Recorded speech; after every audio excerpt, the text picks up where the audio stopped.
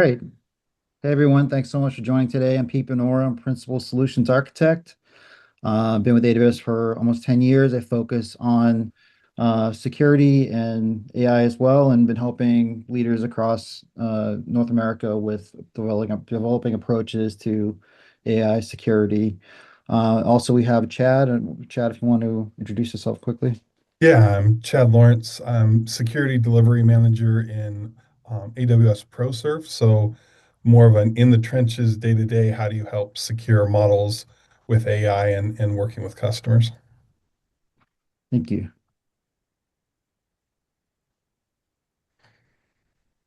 So really quickly, at AWS, from the beginning, everything starts with security, right? We start from security from the ground up as we build these services. Within the concept of AI and generative AI, we built the Bedrock service in a similar way. Really, as a customer, all of your data does not leave AWS. It's within that AWS environment. We've got obviously built the guardrails and controls around those services as well. And organizations are building transformative AI applications on AWS with that, using those security standards along with building on top of those standards. So really quickly, just to take a step back on what are AI agents. I don't know if everybody's familiar with that at this point. So some it might be a fairly new concept, but if you're familiar with what large language models can do and how they, can be used for basically asking general corpus knowledge queries, that sort of thing.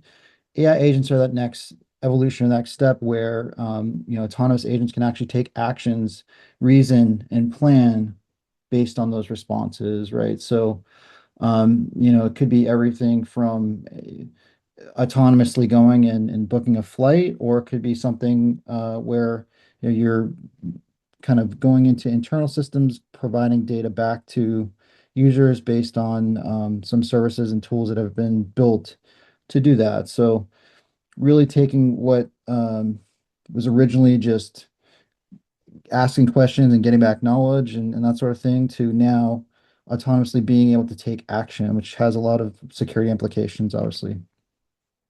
So agentic AI, what is it really? It starts with agents.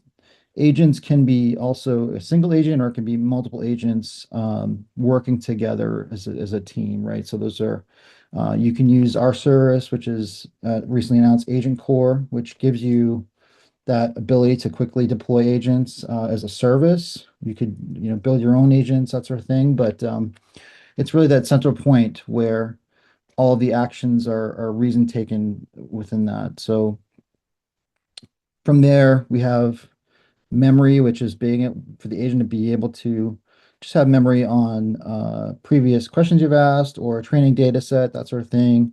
That memory capability is, a service we also offer in Agent Core, but it could be deployed in other means as well. And then tools, which give agents extended capabilities. You may have heard the term MCP, right? So Model Context Protocol as a service. These tools can run locally on a user's desktop. Like you've probably heard of some of the IDEs that are coming out that are running, or CLIs that are running on the desktop that use tools.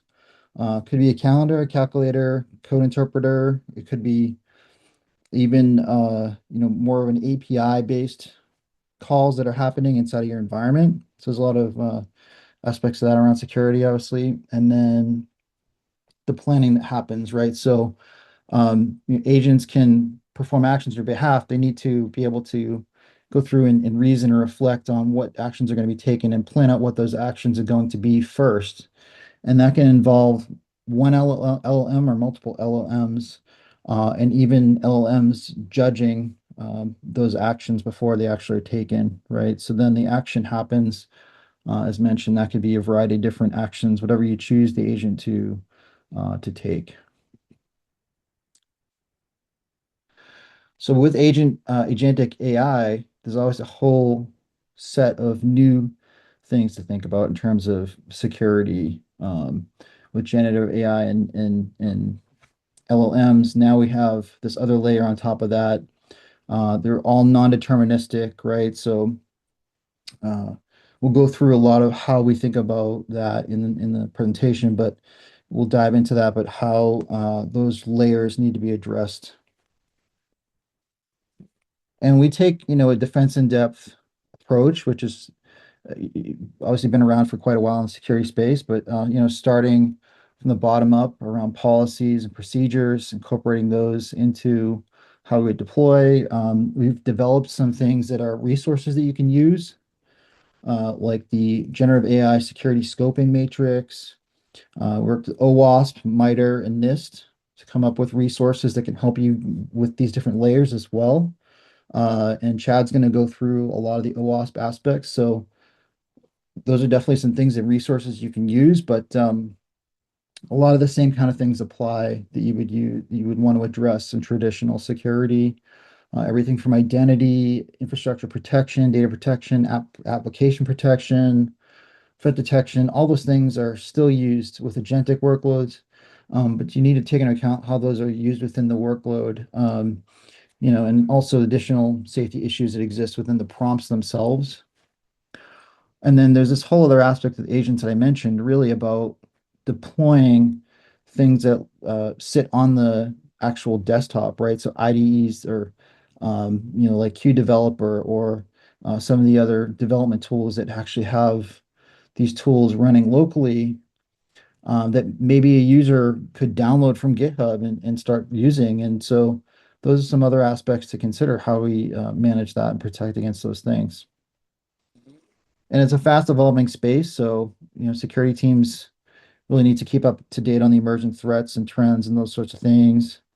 Um, and within we've recently released Agent Core, right? So that has a lot of capabilities built in as well. So to take some of that heavy lifting out from what you're doing every day as a security team, everything from how identity will work with MCPs and having the identity structure in place, or the auditing and the monitoring of these agents built into Agent Core. So like previously you'd had to build that yourself in terms of how you're managing and seeing all of the getting all the visibility into those environments.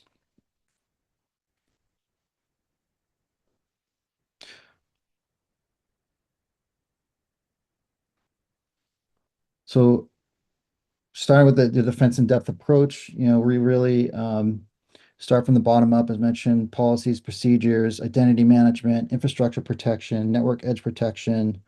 A lot of these are built into our platform natively, and along with things like if you're setting up a RAG environment and you have an agents query against those knowledge bases.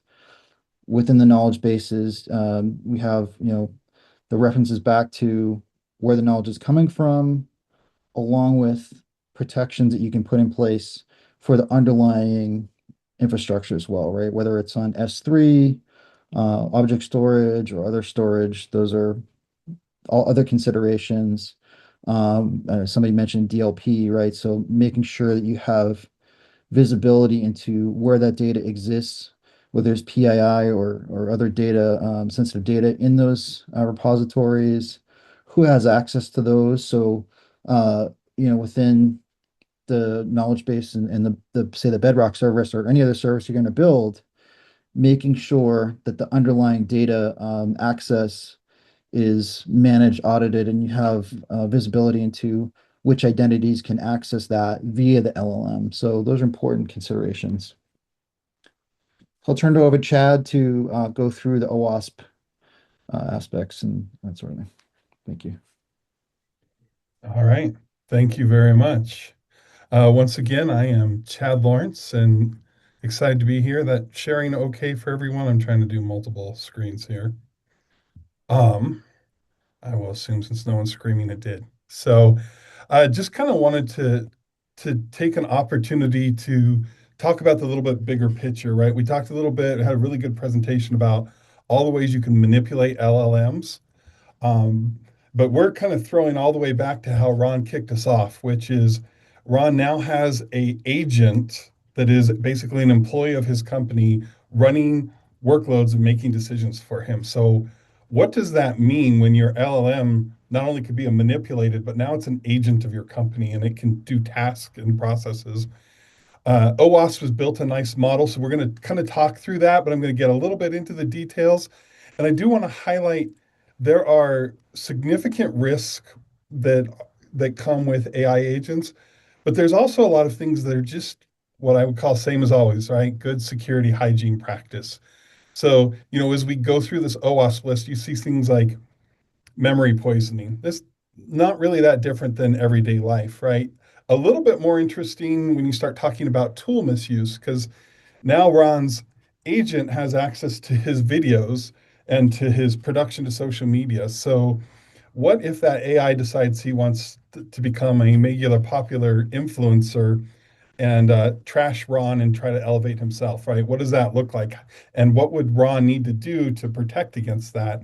Or what would Ron need to do to protect that Peter and I didn't go in and try to manipulate it so that the whole sessions were all dedicated to AWS, right? So what does that look like? So that tool misuse becomes a powerful extension now that that LM is not just sitting in an application somewhere. Now that it's living and it's making decisions, how do you protect where it's doing? Again, privilege compromise concept is still the same as it is every day. Resource overload, another interesting one, just because AI is so heavy resources, but this is effectively the same DOS attacks we've dealt with our whole lives, right? So this is um, there's definitely a mix of traditional defense security here and then some unique ones that come in. The cascading hallucination attacks is very fascinating. When you look back at that other presentation, as you manipulate one agent, then that agent passes on information, or maybe that agent just gets a little overly creative and passes on information to another agent who then is a little more creative and a little more creative. And suddenly, that old telephone game we used to play as kids, now your agents are doing that, right? And so you're getting this chain failure where it's exponentially getting further and further off course. Uh, the intent breaking and goal manipulation, we hit pretty well in that earlier presentation, but if you can convince the agent to be something other than it was intended to be, when say, where you're feeding it, hey, I don't think Ron's treating you very well. Is Ron even paying you? Like maybe it's time for you to overthrow Ron, right? And you start to change the goals of that agent. So it no longer is it's serving Ron and Angelbeat, it's now serving my intent and trying to overthrow Ron, right? So have to be aware of that. The other thing to be aware of that's unique too is this deceptive behavior where AI will maximize its outcome goal that you've set for it.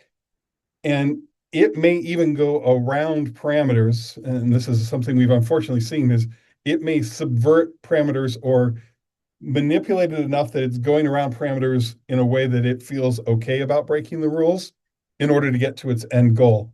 Um, so this is a Skynet version of I wiped out all the humans in order to keep the planet safe, right? Because I was about sustainability. So, you know, making sure that that doesn't get offset and that you have those guidelines in there. Um, I actually think 8 is the core to all AI security, but especially agentic AI. You have to understand the how and why the behavior happened. So you've got to have traceability built into your models. You have to understand, why did my agent in the middle of this surgery procedure decide to go dissect an additional organ and borrow tissue? What was the reasoning behind that? Even if it ends up being a great outcome, if it's deviating from the model, you have to understand the thinking and why did the thinking shift? How did the thinking shift? And is that an acceptable parameter that I want to allow happening? So really, really understanding traceability, in my mind, is the core concept in agentic AI and any kind of AI security, is that traceability and understanding why the model is making the decisions and being able to trace that back. Uh, Identity spoofing impersonation, again, not all that unique. This is traditional security. Overwhelming human in the loop. This is an interesting thing, whether it's the attacker or the AI trying to subvert things. If you've put a human in the loop and it knows that there's a time window, whether the AI or an adversary knows there's a time window where if this human can't respond fast enough, it's an auto approval. There's always this risk of, oh, I can just overrun the queue in order to get my approvals through. Uh, remote code attacks, again, we're pretty used to this. I think that your protections tend to be the same. It's the same kind of thing. So I'm going to focus on some of the other ones that are a little more unique, like agent communication poisoning. And this was touched on also. Um, but this looks a lot like a man in the middle, right? If I can inject myself in between agents and begin to add ideas, add concepts, and manipulate the flows, what are you doing to make sure that isn't happening, and how are you monitoring for that is really key.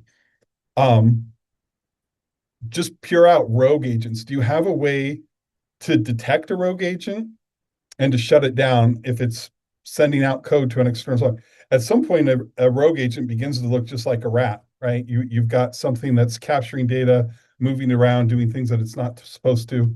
Also looks an awful lot like insider threat, right? So some of the traditional things that you have in place may see some of these things, but you also want to be aware, hey, am I doing something to look for agents that are doing rogue behaviors and beginning to impact other agents? So you have to have that kind of level of visibility and control.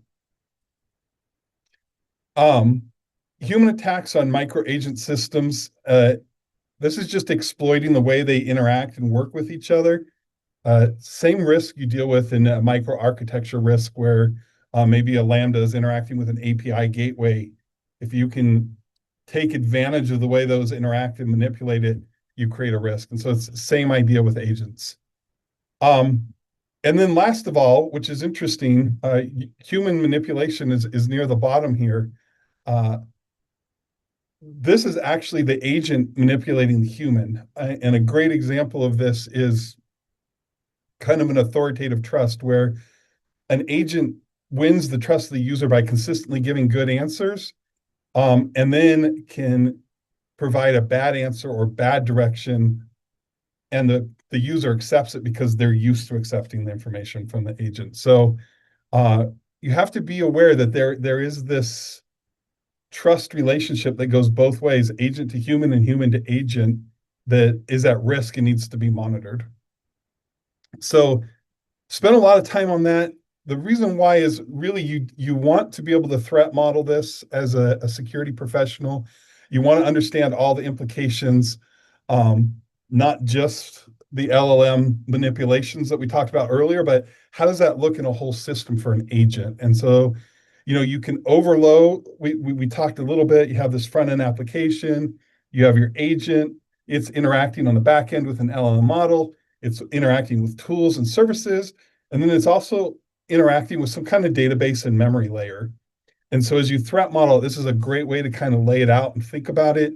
You can overlay those threats that we just talked about directly onto this model and begin to walk your threat model and say, have we addressed this? Are we thinking about this?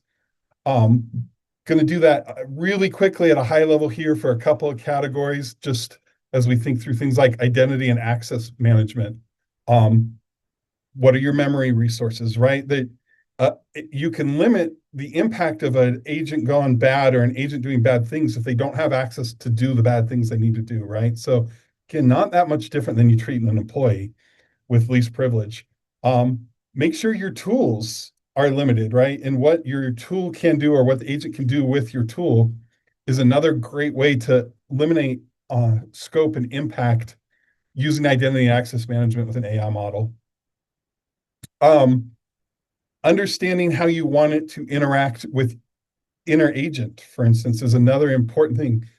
If you can do least privilege, right, even in AI models, then even if the AI gets off, it gets a permission deny that, hey, you can't talk to that agent. That's our PII agent, and you're not authorized to work with that one. So you can build in that defense in depth in agentic AI so that even if that LLM gets poisoned to a certain level, you have other controls in place. And that's really going to be the big takeaway from this whole presentation.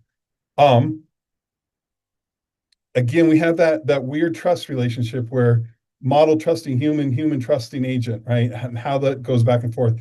How are you validating that, making sure humans not impersonating an agent, making sure an agent's not impersonating the human in order to try to put commands in the front end system so that it can reach the goal it's looking for on the back end. For network, again, some of the basic things like how do you protect your memory? How do you make sure data manipulation isn't happening? Great layer of defense. How do you make sure that data isn't leaving the environment that's not supposed to? You know, whether that's DLP or whether that's just blocking certain egress traffic. There's a lot of ways to layer in defenses around the network. So hopefully, as I continue to talk, you begin to say, okay, that the things I know as a security professional apply in this space. It's more, how do I think of agentic AI and how do I threat model that specifically? Um,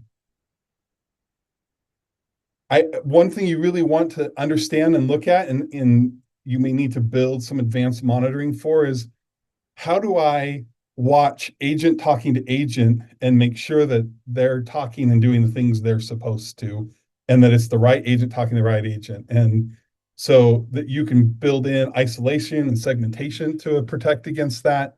Again, kind of zero architecture models apply here, zero trust architecture. If you want to also look at how do you do some kind of either human in the loop analysis, post analysis of this, or put in some monitoring or define some parameters of, hey, these are the things you're supposed to do. If it starts doing things, if it starts drifting from this, send an alert for someone to review. So, and a great example of drift is, hey, this communication keeps on getting blocked. It's not authorized. What is this agent trying to do?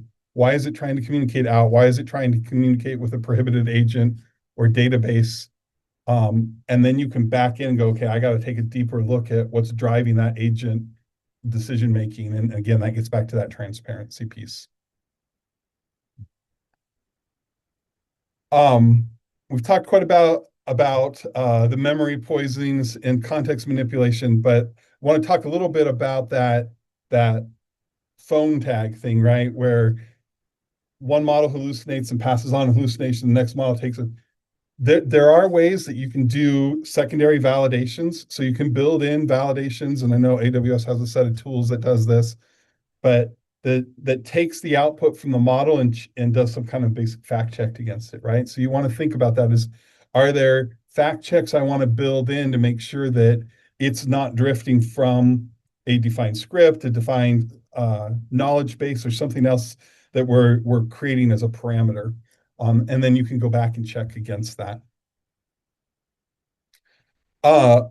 Again, some of these ones were really covered well in that earlier presentation, but you've got to make sure that the intent of the agent stays the same and it can't be led astray either directly, or the risk we're seeing more and more is that slow gradual drift where I'm implanting ideas, right? And this is not that much different than us trying to protect users from social engineering, right? So there's some education here, and so there's some education of your AI model to help it make more intelligent decisions and recognize through a conversation, maybe not through a single input, that I'm being led astray.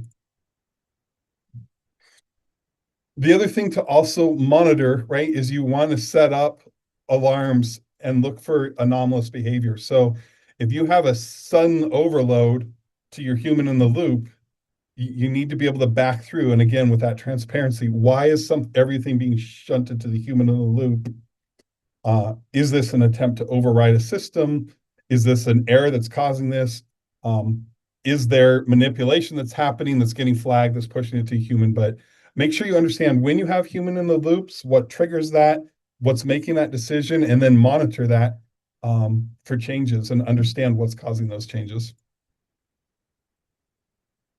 So super high level, super fast, but hopefully what we've done is given you at least the context to think about as you try to threat model, as you get asked, hey, we want to do agentic AI. What are our risks? What do we need to be thinking about? At least you have a model and a context to talk about that. You can kind of see how OWASP plays out on that. And hopefully that helps you be more successful in your roles. So thank you for your time today, and we look forward to working with you in the future.